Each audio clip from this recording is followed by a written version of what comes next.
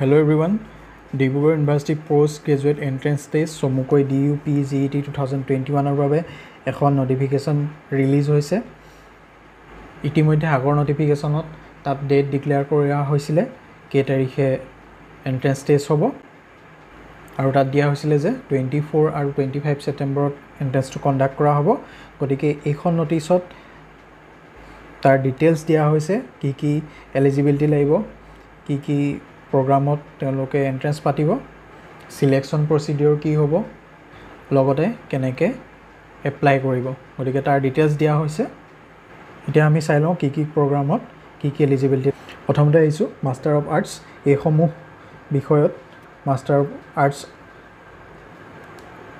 Apply কৰিব পাৰিব আৰু এলিজিবিলিটি ক্ৰাইটেৰিয়া দিছে 45% মাৰ্কছ লাগিব যিসকলৰ মেজৰ আছে আৰু 50% যিসকল জেনেৰেল প্ৰগ্ৰাম। গতিকে এতিয়া আহিছোঁ MSc মাষ্টাৰ অফ সায়েন্স। এইসমূহ বিষয়ত MSc কণ্ডাক্ট কৰা হ'ব আছে আৰু ইয়াতো একে 45% মাৰ্কছ যদি মেজৰ থাকে আৰু 50% মাৰ্কছ জেনেৰেল প্ৰগ্ৰামৰ বাদে।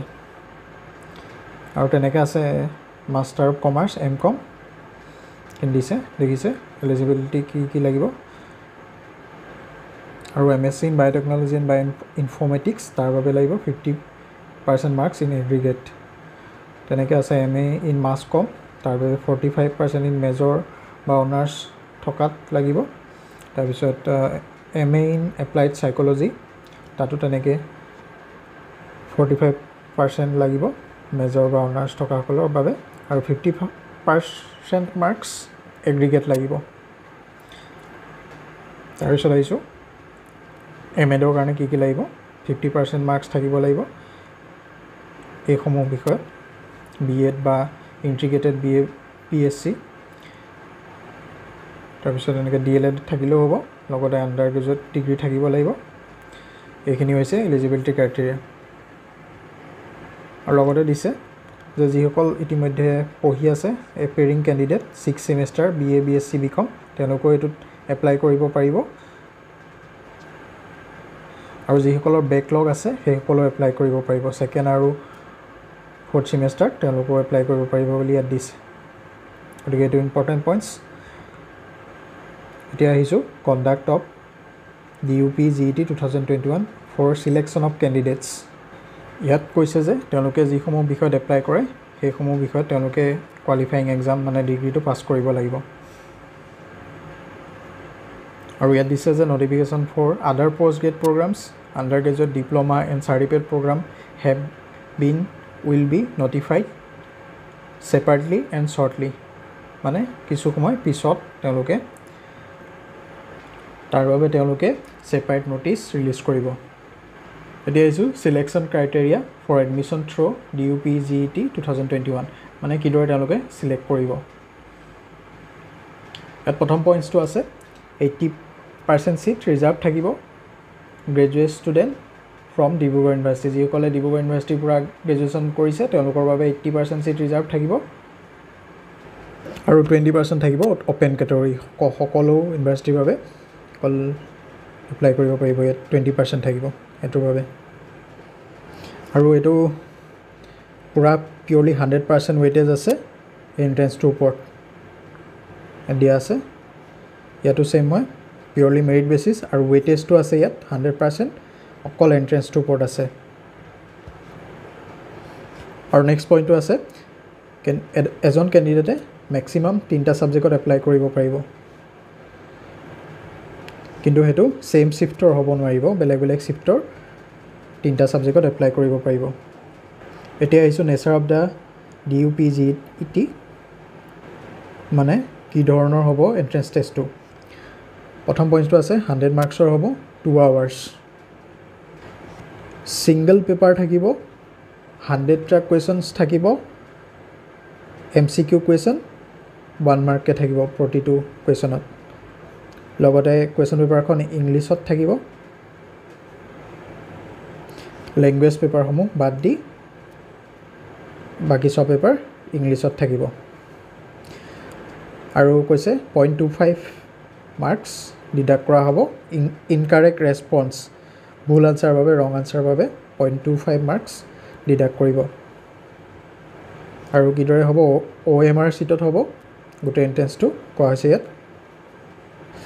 আৰু এটো কাৰেন্ট 2021 to 2022 লে ভ্যালিড হ'ব অকল এইটো সেশনৰ বাবে এইটো এন্ট্ৰেন্স ভ্যালিড হ'ব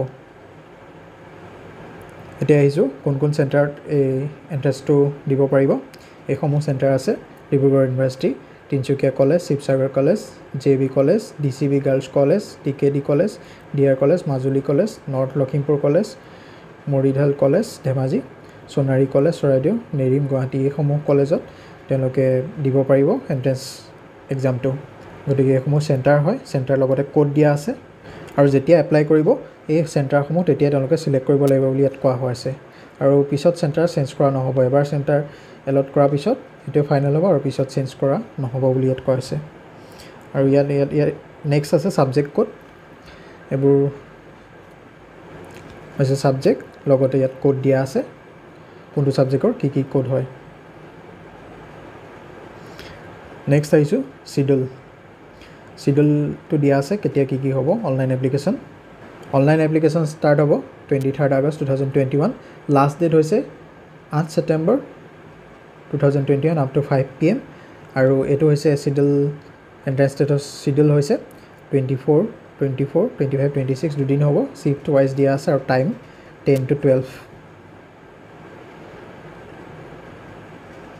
আৰু নেক্সট আহিছো কেনেকৈ ইয়াত এপ্লাই কৰিব লাগিব হেতু প্ৰসেসটো দিয়া আছে প্ৰসিডিউৰ দিয়া আছে ইয়াত কোৱা হৈছে যে অকল অনলাইন মোডত হ'ব বেলেগ কোনো অফলাইন বা বেলেগ কোনো মোডত নহয় অনলি অনলাইন মোডত এটো এপ্লাই প্ৰসিডিউৰটো হ'ব আৰু এই অনলাইন এপ্লিকেশন কৰিবলৈ হলে এই ওয়েবসাইটটো যাব লাগিব বুলি কৈছে আৰু ক্লিক এপ্লাই কৰিব লাগিব এই প্ৰসিডিউৰখিনি দিয়া আছে কি কৰিব লাগিব সেইখিনি পিছত আপোনালোকক এই চেনেলটোতে ফুল প্ৰসিডিউৰ দেখুৱা হ'ব কেনেকৈ এপ্লাই কৰিব গতিকে তাৰ বাবে চেনেলটো সাবস্ক্ৰাইব কৰি থব যেতিয়া অনলাইন এপ্লিকেশন ষ্টাৰ্ট হ'ব তেতিয়া চেনেলটোত আপলোড হ'ব ফুল প্ৰসিডিউৰ কেনেকৈ আপোনালোকে এপ্লিকেশন কৰিব আৰু তাত দিয়া আছে গোটেইখিনি ডিটেইলছ দিয়া আছে কি কৰিব লাগিব আৰু এই সিলেকশন প্ৰসিডিউৰ দিয়া আছে ইতিমধ্যে আগতেও কোৱা হৈছে আৰু নেক্সট আছে ইয়াত কি কেনেকৈ ৰিজাৰ্ভেশন হ'ব ৰিজাৰ্ভেশন কি আছে আৰু ইয়াত কোৱা হৈছে যে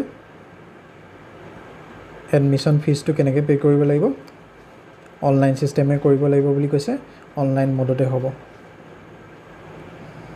গতিকে যেতিয়া অনলাইন এপ্লিকেশন ষ্টাৰ্ট হ'ব ফুল প্ৰসিডিউৰ এই চেনেলত আপলোড হ'ব কেনেকৈ আপোনালোকে এপ্লাই কৰিব ষ্টেপ বাই ষ্টেপ তাৰ বাবে আপোনালোকে চেনেলটো সাবস্ক্ৰাইব কৰি থব আৰু আজি ভিডিওটো ইমানে আছিল ভিডিওটো ভাল পালে লাইক কৰিব আৰু চেনেলটো সাবস্ক্ৰাইব কৰি থব যাতে আপোনালোকে নটিফিকেশনখিনি পাই যায় ধন্যবাদ